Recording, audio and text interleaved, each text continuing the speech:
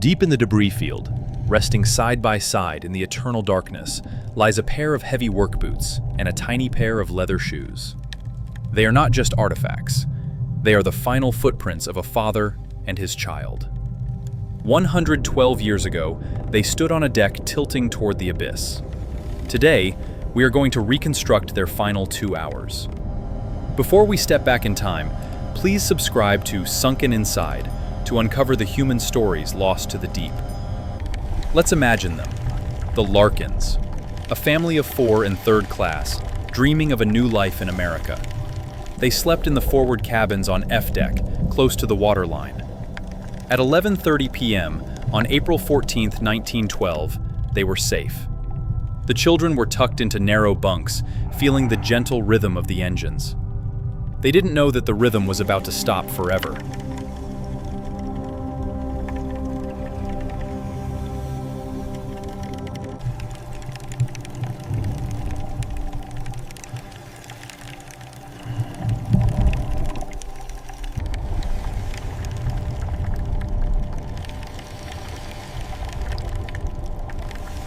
It wasn't a loud crash for them. Down in 3rd class, it was a dull, grinding vibration that shook the steel walls. The father wakes up. He hears the hiss of escaping steam. We move our camera through the now rusted corridors of F deck. This is where the confusion began. No alarms, just the sound of water rushing into the cargo hold beneath their feet. He tells his wife it's nothing, maybe a dropped propeller blade. But when he opens the cabin door, the hallway floor is wet. Not flooded, just damp. The steward tells them to go back to sleep.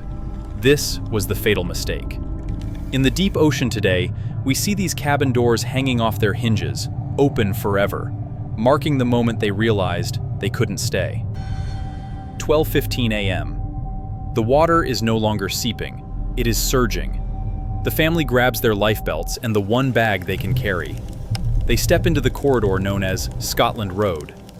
Today, this area is a cavern of rust, but back then, it was a wide, white tunnel filled with confused immigrants. The slant of the deck is noticeable now. Walking forward feels like walking downhill. The Titanic was a maze. There were no signs pointing to the lifeboats for steerage passengers. We retrace their frantic steps through the ship's labyrinth. Dead ends, crew-only staircases. In the wreckage, we see the confusing layout that turned into a death trap. The father holds his daughter's hand tight. If they let go, they are lost.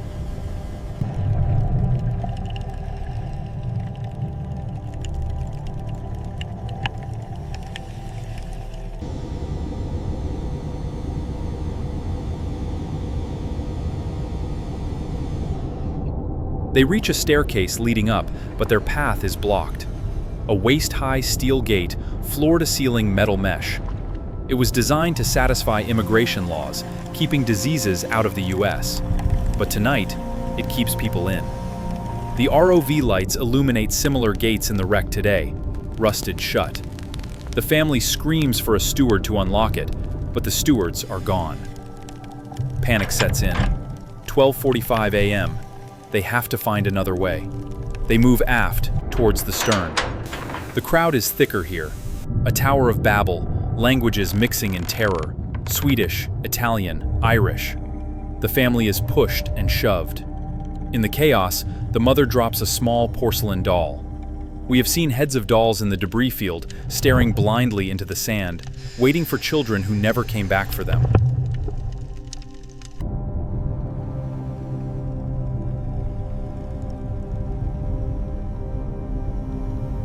1:20 a.m. Finally, they burst out onto the aft well deck.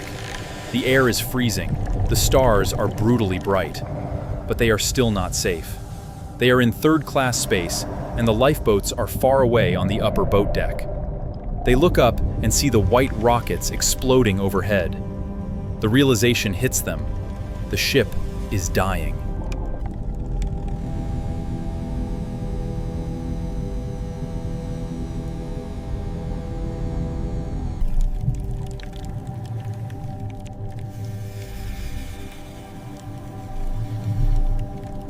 They try to climb the ladder to the second-class area, but a line of crewmen blocks the way.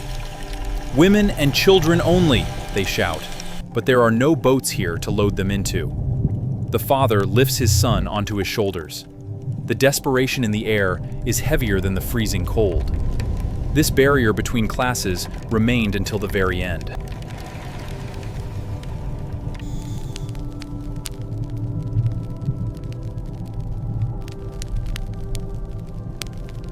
"1:50 a.m. The stern is rising. The separation happens, not by choice, but by the crush of the crowd. The father is pushed one way, the mother and children another. In the darkness of the wreck today, we find shoes scattered miles apart.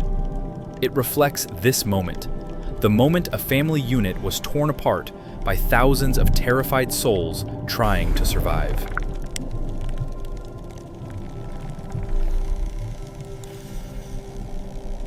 "2:15 a.m. The lights flicker. Red. Then nothing. Absolute darkness. The roar of the ship breaking apart splits the night. The family is somewhere on the stern, clinging to the railing as it goes vertical. Gravity becomes the enemy. They hold on, not for hope of rescue, but simply to be together in the end. The water rushes up to meet them.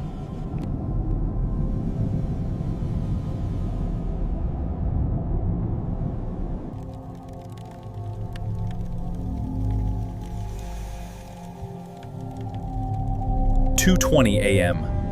Silence returns to the Atlantic. The Larkins are gone. Their dreams of America dissolved in the freezing water. All that remains is the wreckage we explore today. A suitcase in the debris field, filled with clothes that were packed with hope, now preserved by the lack of oxygen, resting in the mud."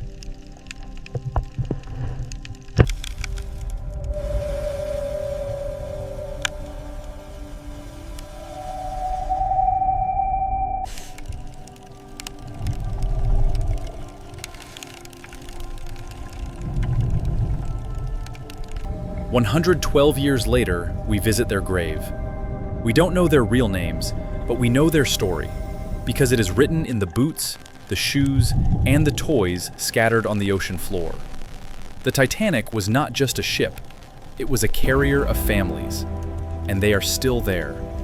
Thank you for honoring their memory with us. Please subscribe to Sunken Inside as we continue to tell the stories of the deep.